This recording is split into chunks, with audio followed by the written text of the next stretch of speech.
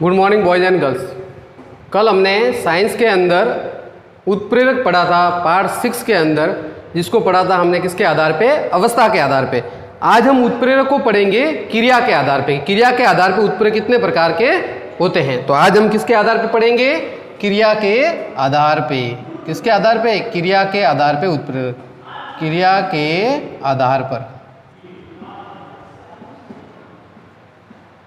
क्रिया के आधार पे। कौन सा हम ले रहे थे, पार्ट 6।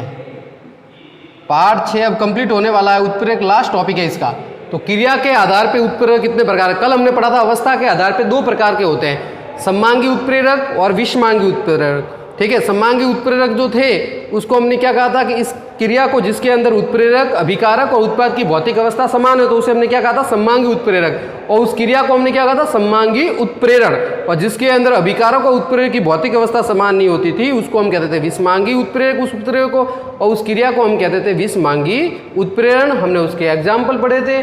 आज हम पढ़ते हैं क्रिया के आधार पे। तो क्रिया के आधार पे कितने प्रकार के होते हैं, 4 प्रकार के उत्प्रेरक होते हैं। क्रिया के आधार पे कितने प्रकार के, 4 प्रकार के उत्प्रेरक होते हैं। इस क्रिया के आधार पे 4 प्रकार के उत्प्रेरक होते हैं।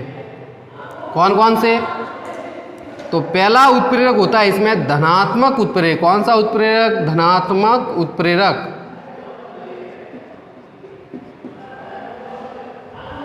दूसरा जो उत्प्रेरक होता है वो होता है ऋणात्मक उत्प्रेरक। कौन सा उत्प्रेरक, ऋणात्मक।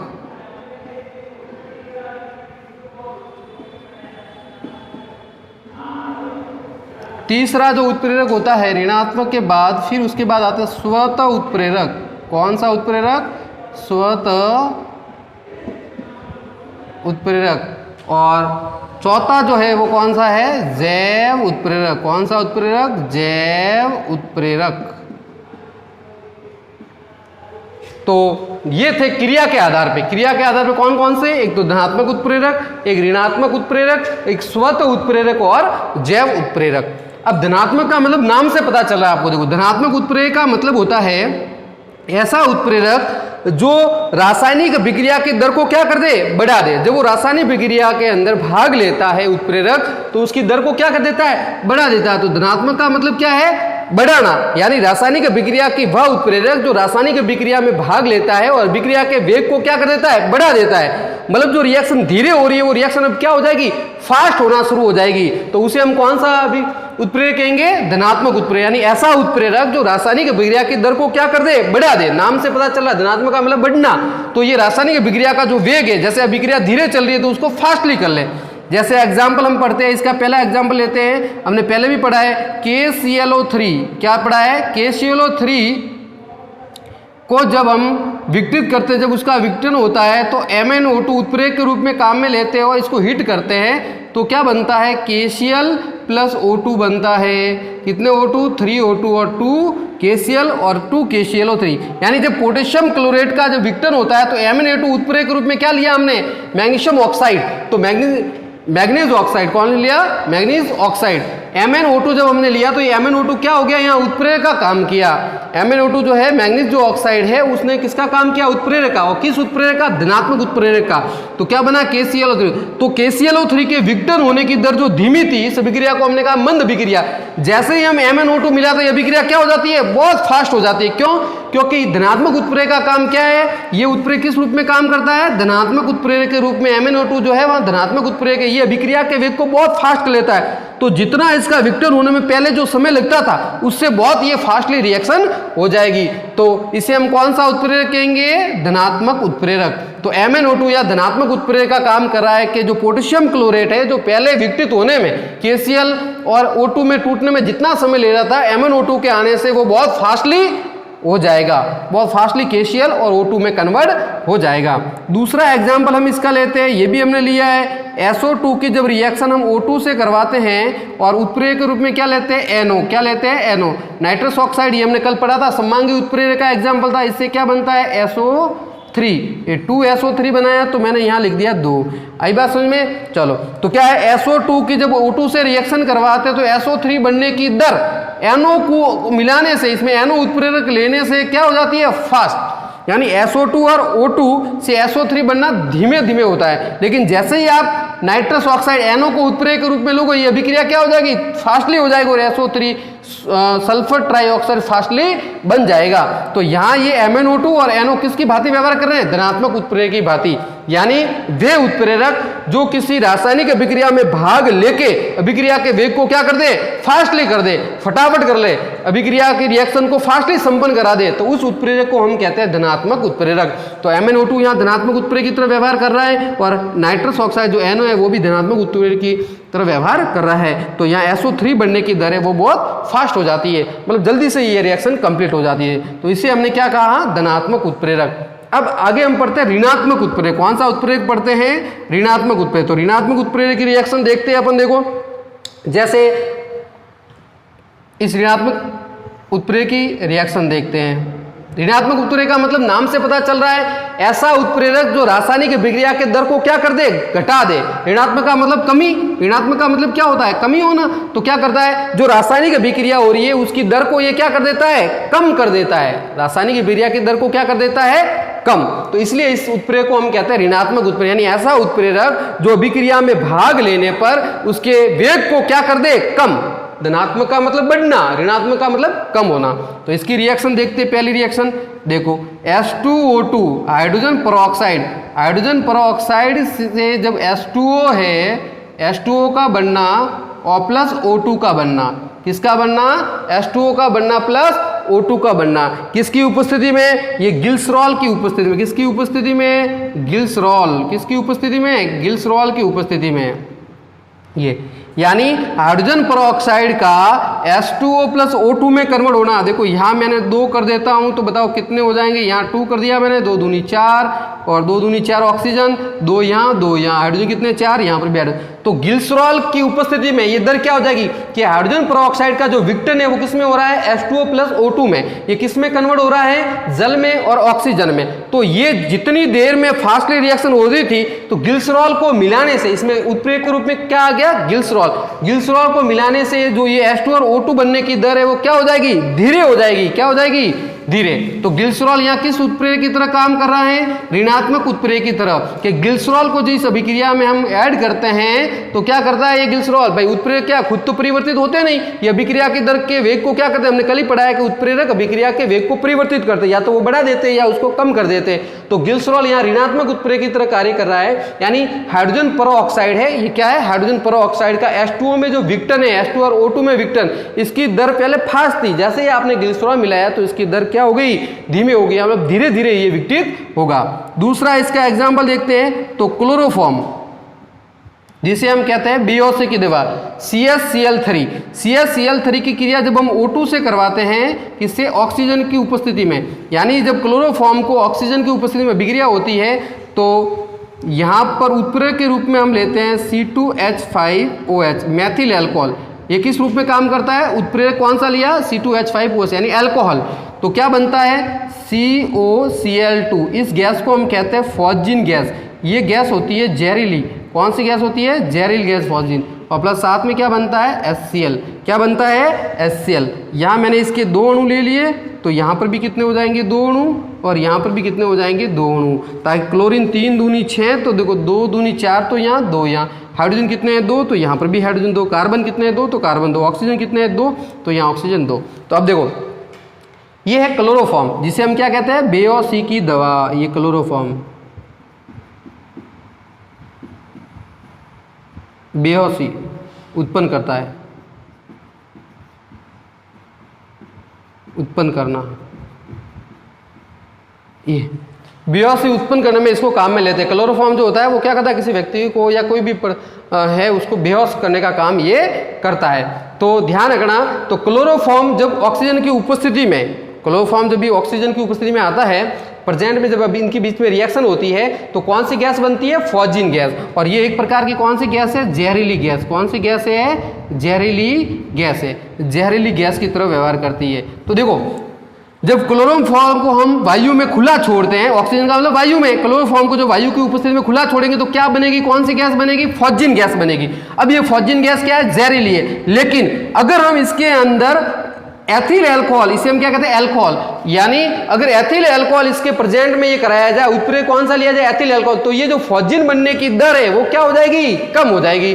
फॉस्जिन बनने की दर क्या हो जाएगी, कम हो जाएगी। तो ध्यान रखना कि जब क्लोरोफॉर्म को वायु में हम खुला छोड़ते हैं तो कौन सी गैस बनती है, फॉस्जिन गैस बनती है, जो कैसी गैस है, जहरीली गैस है। लेकिन अगर इसके अंदर उत्प्रेरक के रूप में हम एथिल अल्कोहल को मिलाते हैं तो किसकी भांति व्यवहार करेगा, ऋणात्मक उत्प्रेरक की भांति व्यवहार करेगा, जिससे इस गैस के बनने की दर क्या हो जाएगी, कम हो जाएगी। इस गैस के बनने की दर क्या हो जाएगी, कम। तो फॉस्जिन गैस का सूत्र क्या है, CuCl2। तो जितनी ये फास्टली बन रही थी, क्लोरोफॉर्म को जैसे ही हम वायु में खुला छोड़ेंगे तो वायु में ऑक्सीजन होती है, जैसे इसके साथ अटैच होती है तो क्या होगी, ये जहरीली गैस बनेगी, और जहरीली गैस बनेगी तो क्या होगा भाई, इफेक्ट होगा। तो इसको अब इसको कम करना है तो हमने इसके साथ क्या मिला लिया, अल्कोहल, कि जैसे ही इसके अंदर आप अल्कोहल मिलाओगे, एथिल अल्कोहल मिलाओगे तो ये फॉस्जिन जितनी फास्टली बन रही थी उसकी दर अब क्या हो जाएगी, कम हो जाएगी। तो C2H5 या ऋणात्मक उत्प्रेरक की तरह कार्य करता है। अब आते हैं हम स्वतः उत्प्रेरक। स्वतः उत्प्रेरक का मतलब होता है जिसमें उत्पाद खुद उत्प्रेरक का कार्य करे, कि अभिकारक से जब उत्पाद बनता है तो उत्पाद बनने के बाद वो उत्पाद जैसे ही थोड़ी मात्रा उत्पाद की बनती है और वो खुद उत्प्रेरक की तरह कार्य करता है और अभिक्रिया को फास्टली संपन्न करवा देता है, उसको हम क्या कहते हैं, स्वतः उत्प्रेरक कहते हैं। कौन सा उत्प्रेरक कहते हैं, स्वतः उत्प्रेरक कहते हैं। तो इसका एग्जाम्पल देखो, स्वतः उत्प्रेरक का एग्जाम्पल क्या होगा, स्वतः उत्प्रेरक का जैसे मैंने लिया CH3CO C2H5, क्या लिया, ये एथिल एसीटेट, क्या है ये, एथिल एसीटेट, ये हमने कल भी रिएक्शन इसकी पढ़ी है, एथिल एसीटेट। जब इसकी रिएक्शन हमने करवाई जल से, किससे करवाई, जल से, जल से जैसे ही करवाई तो क्या बना, सबसे पहले बनेगा एसीटेट CH3COH, एक तो बनेगा एसिटिक एसिड, एसिटिक अम्ल, क्या बनेगा, एसिटिक अम्ल, और साथ में क्या बनेगा, साथ में बनेगा C2H5OH, एल्कोहल। कौन सा एल्कोहल, एथिल एल्कोहल, क्या बनेगा, एथिल एल्कोहल। इस C2H5 को हम क्या कहते हैं, एथिल, OH को एल्कोहल, तो कौन क्या बनेगा पदार्थ, एथिल एल्कोहल।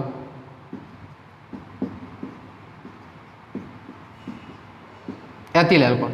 तो आप देखो अब क्या हुआ, इसमें मैंने कोई उत्प्रेरक नहीं लिया, इसका मतलब मैंने क्या कहा, स्वतः उत्प्रेरक का मतलब क्या होता है कि जब उत्पाद जब बनता है तो उत्पाद खुद उत्प्रेरक, अभिक्रिया जब होती है तो जो उत्पाद की थोड़ी सी मात्रा बनती है तो उत्पाद थोड़ी सी मात्रा में बनने के बाद वो खुद उत्प्रेरक का काम करता है और अभिक्रिया को फास्टली संपन्न करवा देता है। इस उत्प्रेरक को हम कहते हैं स्वतः उत्प्रेरक, यानी उत्पाद खुद उत्प्रेरक की तरह कार्य करता है। तो बताओ, एथिल एसिड की क्रिया जब जल से हम करवाते तो क्या बनता है, एक तो बनता है एसिटिक अम्ल और प्लस क्या बनता है, एथेनॉल बनता है। अब जैसे ही एसिटिक अम्ल की कम मात्रा, थोड़ी सी मात्रा बनी, इस एसिटिक एसिड की थोड़ी सी कम मात्रा जैसे ही बनी तो ये खुद क्या करेगा, अब फास्टली रिएक्शन करेगा और इसको अभिक्रिया को फास्टली संपन्न करवा देगा। तो ये यहाँ जो एसिटिक एसिड है वो खुद क्या करता है, उत्प्रेरक की तरह कार्य करता है। तो इसकी थोड़ी सी जैसे ही मात्रा बनती है तो ये अभिक्रिया फास्टली संपन्न हो जाती है। तो इसे हम कहते हैं स्वतः उत्प्रेरक। क्या करते हैं, स्वतः। तो स्वतः उत्प्रेरक का मतलब ऐसी अभिक्रिया जिसमें उत्पाद खुद उत्प्रेरक की तरह कार्य करे, उसकी थोड़ी सी मात्रा बढ़ने के बाद अभिक्रिया फास्टली संपन्न हो जाए तो उसको हम क्या कहेंगे, स्वतः उत्प्रेरक कहेंगे। कौन सा उत्प्रेरक कहेंगे, स्वतः उत्प्रेरक करेंगे।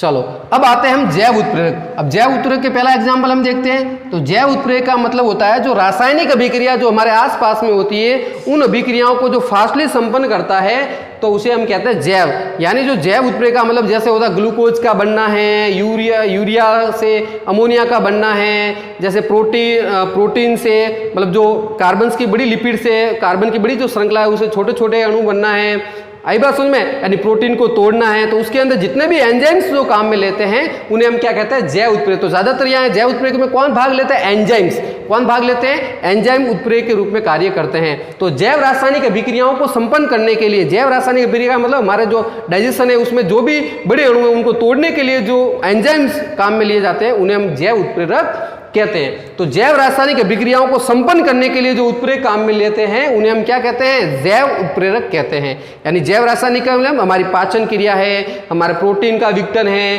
कार्बोहाइड्रेट का विघटन है, उनका विघटन करने के लिए जो एंजाइम्स या उत्प्रेरक काम में लिए जाते हैं उन्हें हम क्या कहते हैं, जैव उत्प्रेरक। तो परिभाषा क्या बनेगी कि जैव रासायनिक अभिक्रियाओं को संपन्न करने के लिए जो उत्प्रेरक काम में लिए जाते हैं उन्हें हम जैव उत्प्रेरक कहते हैं।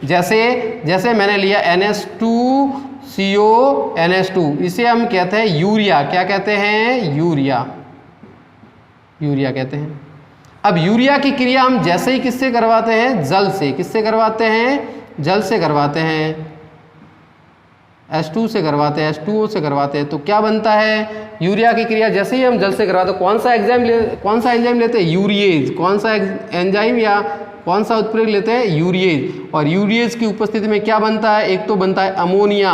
क्या बनता है? अमोनिया। 2NH3 और प्लस बनता है CO2 गैस। कौन सी गैस बनती है? CO2 gas. कौन सी गैस बनती है? CO2 gas. तो देख लो क्या बनता है? अमोनिया। तो कितने N है? 2 N, 3 दूनी 6 हाइड्रोजन, 2 और 2 4 और 1 6। ऑक्सीजन कितना? एक ऑक्सीजन यहाँ और एक ऑक्सीजन यहाँ, क्या बना? CO2। तो यूरिया की क्रिया जब हम आते तो क्या बनता है? H2O की उपस्थिति में, किसकी एंजाइम की उपस्थिति में? यूरिएज। यूरिएज यहाँ किस रूप में है? जैव उत्प्रेरक। कौन सा उत्प्रेरक कहलाता है? जैव उत्प्रेरक। तो यूरिएज एंजाइम्स की उपस्थिति में जब यूरिया को जल से अभिक्रिया कराते हैं तो क्या बनता है? अमोनिया प्लस कार्बन डाइऑक्साइड बनता है। क्या बनती है? Ammonia plus carbon dioxide. समझ गए? तो ये क्या कहलाएगा? यूरिएज यहाँ जैव उत्प्रेरक। तो ये जैव रासायनिक अभिक्रिया है जिसको संपन्न, यूरिया से क्या बन रहा है? अमोनिया बन रहा है, अमोनिया प्लस CO2 बन रहा है। तो कौन सा एंजाइम प्रयुक्त हो रहा है? Urease enzyme. तो इस यूरिएज एंजाइम को हम कहते हैं जैव उत्प्रेरक। तो जैव रासायनिक अभिक्रियाओं की दर को बढ़ा दे उस एंजाइम्स को हम क्या कहते हैं? जैव उत्प्रेरक कहा जाता है। दूसरा एग्जाम्पल इसका मैं देखूं तो जो माल्टोज होता है, माल्टोज ये एक प्रकार का क्या है हमारे अंदर जो एनर्जी होती है वो किस रूप में होती है? माल्टोज। ये किस एंजाइम की उपस्थिति में? माल्टेज एंजाइम की उपस्थिति में किस में कन्वर्ट होता है? ये कन्वर्ट होता है ग्लूकोज में। किसमें कन्वर्ट होता है? ग्लूकोज में। किसमें कन्वर्ट होता है? ग्लूकोज में। जैसे सुक्रोज है, सुक्रेस एंजाइम की उपस्थिति में ग्लूकोज में बदलेगा। आई बात समझ में? तो माल्टोज होता है वो माल्टेज, या माल्टेज किस में? ये माल्टेज जो है वो किस रूप में? या होता है जैव उत्प्रेरक की तरह कार्य करता है। तो माल्टोज किसमें? ग्लूकोज में कन्वर्ट होता है। किस की उपस्थिति में? माल्टेज एंजाइम की उपस्थिति। जैसे सुक्रोज है वो सुक्रेज की उपस्थिति में किसमें कन्वर्ट होता है? ग्लूकोज के अंदर। तो माल्टोज है वो किसकी उपस्थिति में? माल्टेज एंजाइम की उपस्थिति में किसमें कन्वर्ट होता है? ग्लूकोज में। ग्लूकोज को मानिए हमारे अंदर एनर्जी जो बनती है ग्लूकोज के रूप में, उस रूप में। तो यूरिया किसमें कन्वर्ट होता है? यूरिएज एंजाइम की उपस्थिति में, NH3 अमोनिया और CO2 में। और माल्टोज है वो किसकी उपस्थिति में? माल्टेज क्या है? जैव उत्प्रेरक है ये। और ये किसमें कन्वर्ट होता है? ग्लूकोज में। तो ये हमारी रासायनिक अभिक्रिया है, जैव रासायनिक अभिक्रिया है, कार्बनिक अभिक्रिया है जो हमारे आसपास हम देखते हैं। आई बात समझ में? तो ये कौन से उत्प्रेरक है? जैव उत्प्रेरक। यानी जो जैव रासायनिक अभिक्रियाओं को संपन्न करने के लिए उसकी दर को जब बढ़ाते हैं तो उसको उत्प्रेरक को हम क्या कहते हैं? जैव उत्प्रेरक कहते हैं। स्वत उत्प्रेरक का मतलब क्या है? वह उत्पाद, वह अभिक्रिया जिसमें उत्पाद खुद उत्प्रेरक की तरह कार्य करे तो उसे हम क्या कहेंगे? स्वत उत्प्रेरक। यानी एक बार उत्पाद की थोड़ी सी मात्रा, एसिटिक एसिड की थोड़ी सी मात्रा बन गई तो यह अभिक्रिया कैसी हो जाएगी?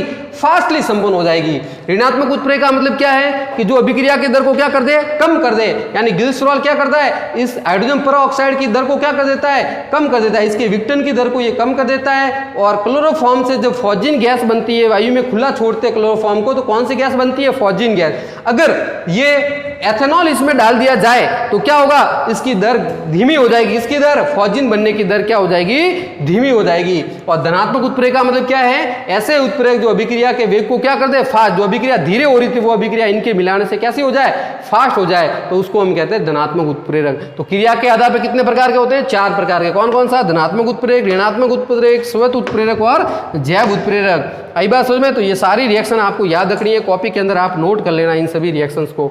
ये इसकी रिएक्शंस हो गई, ये ऋणात्मक उत्प्रेरक की रिएक्शंस हो गई, ये स्वत उत्प्रेरक की रिएक्शन होगी और ये किसकी होगी? जैव उत्प्रेरक की रिएक्शंस हो गई। चलो अब हम आगे लेते हैं। ये तो क्रिया के आधार पर उत्प्रेरक हुए।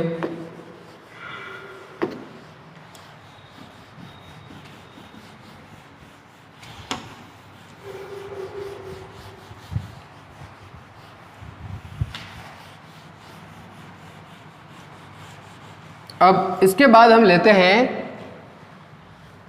अब उत्प्रेरक की क्रियाशीलता को प्रभावित करने वाले। उत्प्रेरक की क्या? वे पदार्थ जो उत्प्रेरक की क्रियाशीलता को प्रभावित करते हैं। उत्प्रेरक की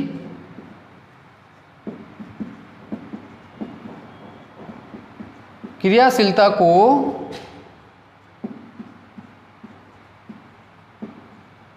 प्रभावित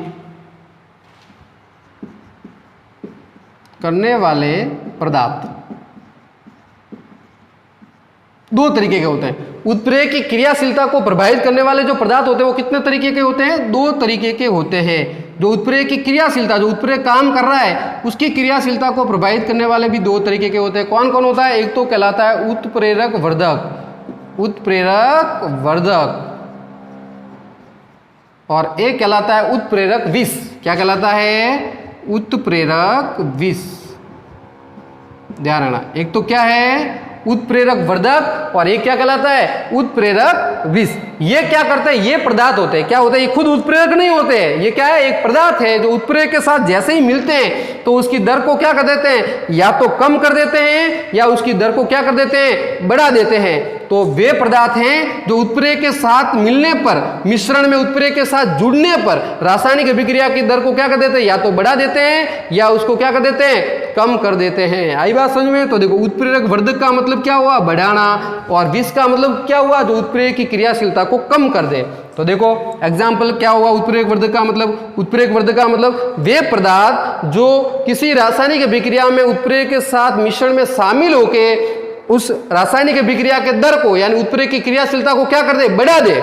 वर्धक का मतलब क्या होना है? बढ़ाना। तो उत्प्रेरक की क्रियाशीलता को बढ़ा दे, उसे हम क्या कहते हैं? उत्प्रेरक वर्धक। ये पदार्थ है, उत्प्रेरक नहीं है। उत्प्रेरक तो अलग है, ये क्या है? एक पदार्थ है। तो इसका एग्जाम्पल हम देखते हैं, जैसे Na2H2 से क्या बनना? NH3। क्या बनना? NH3। आई बात समझ में? Na2H2 से क्या बनना? NH3। इसके मैंने 2 अणु ले लिए तो यहाँ मैंने कर दिए 3 अणु H2। अब देखो N2 से H2 बनना, ये किसकी उपस्थिति में होता है? ये होता है Fe की उपस्थिति में। किसकी उपस्थिति में? Fe की उपस्थिति में। किसकी उपस्थिति में होता है? Fe की उपस्थिति में। अगर मैं इस Fe के साथ फेरस के साथ, ये तो उत्प्रेरक है, इसके साथ में मैं ले लो मोलिब्डेनम यानी MO। क्या ले लेता हूं? मोलिब्डेनम। समझ गए? इसका नाम क्या है? मोलिब्डेनम। ध्यान रखना, MO अगर मैंने लिया, ये पदार्थ है, ये क्या है? पदार्थ। ये MO क्या है? पदार्थ। और ये क्या है? उत्प्रेरक। ये क्या है?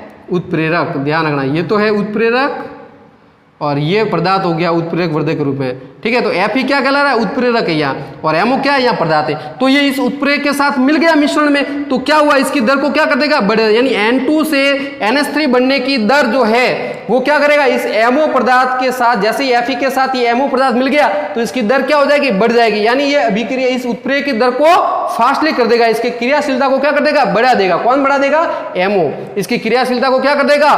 फास्टली कर देगा। तो ये उत्प्रेरक वर्धक की तरह कार्य करता है। दूसरा देखो एग्जाम्पल, दूसरा है वनस्पति तेल का जब हम हाइड्रोजनीकरण करते हैं तो किसकी उपस्थिति में करते हैं? ये निकल उत्प्रेरक की उपस्थिति में करते हैं। अगर मैं इसके साथ कॉपर अटैच कर लूँ, क्या कर दूँ? कॉपर मिला दूँ इसके साथ, तो वनस्पति घी बनने की जो दर है वो कैसी हो जाएगी? फास्ट हो जाएगी। क्या हो जाएगी? फास्ट। यानी वनस्पति तेल का जब हाइड्रोजनीकरण करते हैं, किसकी उपस्थिति में करते हैं? निकल उत्प्रेरक। लेकिन इसके साथ अगर मैं कॉपर अटैच, निकल के साथ कौन सा पदार्थ? कॉपर पदार्थ मिला दूं तो ये इस उत्प्रेरक की क्रियाशीलता को क्या कर देगा? और ज्यादा बढ़ा देगा, और वनस्पति घी बनने की दर कैसी हो जाएगी? फास्टली संपन्न हो जाएगी। तो यहाँ MO और यहाँ पर कॉपर जो है वो किसकी तरह व्यवहार करे? उत्प्रेरक वर्धक। यानी वे पदार्थ जो उत्प्रेरक की क्रियाशीलता को क्या कर दे? बढ़ा दे, उसे हम क्या कहते हैं? उत्प्रेरक वर्धक कहते हैं। तो MO और कॉपर, ये Fe और निकल क्या है? यहाँ उत्प्रेरक है, और MO और कॉपर क्या कर रहे हैं? यहाँ पर उत्प्रेरक के साथ उत्प्रेरक वर्धक का काम कर रहे हैं, क्योंकि इससे इस उत्प्रेरक की क्रियाशीलता को क्या मिलती है? प्रभावित होती है, मतलब क्रियाशीलता को क्या कर देते हैं? ये बढ़ा देते हैं। आई बात। अब उत्प्रेरक विष क्या है? ये का ये एग्जाम्पल है। अगर हम इसी NO के साथ इस N2 से जो H2 है, अमोनिया बन रहा है, इस अमोनिया बनने में, इस अमोनिया का जो बन रहा है अमोनिया, इस अमोनिया में Fe तो हम ले रही है, अगर Fe के साथ CO लिया जाए, Fe के साथ क्या लिया जाए? CO। देखो MO लिया तो उत्प्रेरक वर्धक कहलाया। रिएक्शन तो यही है। अगर हमने MO लिया या O की जगह सिर्फ M लिया है, M लिया तो यहाँ क्या क्या? इसकी दर को इसने बढ़ा दिया। लेकिन जैसे ही हमने CO लिया, CO का मतलब सिर्फ आपको क्या याद रखना है? C और M याद रखना है। M रखा मतलब मैक्सिमम कर दिया, अरे ना ऐसे याद रख लो, M यानी मैक्सिमम यानी बढ़ा दिया, और C यहाँ क्या कर दी? कमी कर दी इसने। तो जैसे ही हमने CO मिलाया, Fe के साथ किसको मिलाया? CO को। MO को मिलाने से अभिक्रिया फास्ट होगी, इसकी क्रियाशीलता बढ़ गई। लेकिन जैसे ही CO मिलाया तो इस Fe की जो क्रियाशीलता है, इससे जो NH3 बन रहा था वो अब क्या हो गया? गया, कम हो गया। तो CO यहाँ किस तरह व्यवहार कर रहा है, ये कर रहा है विष की तरह, एक जहर की तरह काम कर रहा है। इसकी अभिक्रिया की क्रिया, इस उत्प्रेरक की क्रियाशीलता को क्या कर दिया इसने, कम कर दिया। तो आई बात समय उत्प्रेरक विष का मतलब क्या है कि जो उत्प्रेरक के साथ मिलके उस उत्प्रेरक की क्रियाशीलता या उस रासायनिक अभिक्रिया की दर को क्या कर दे, कम कर दे, तो उसे हम कहेंगे उत्प्रेरक विष। और वे पदार्थ जो उत्प्रेरक की क्रियाशीलता को और बढ़ा दे तो उसे हम क्या कहेंगे, उत्प्रेरक वर्धक कहेंगे। तो यहाँ CO उत्प्रेरक विष की तरह कार्य कर रहा है और यहाँ पर MO और CO जो है वो उत्प्रेरक वर्धक की तरह कार्य कर रहा है। तो ये उत्प्रेरक की क्रियाशीलता को प्रभावित करने वाले पदार्थ दो तरीके के होते हैं। एक तो होता है उत्प्रेरक वर्धक जो उत्प्रेरक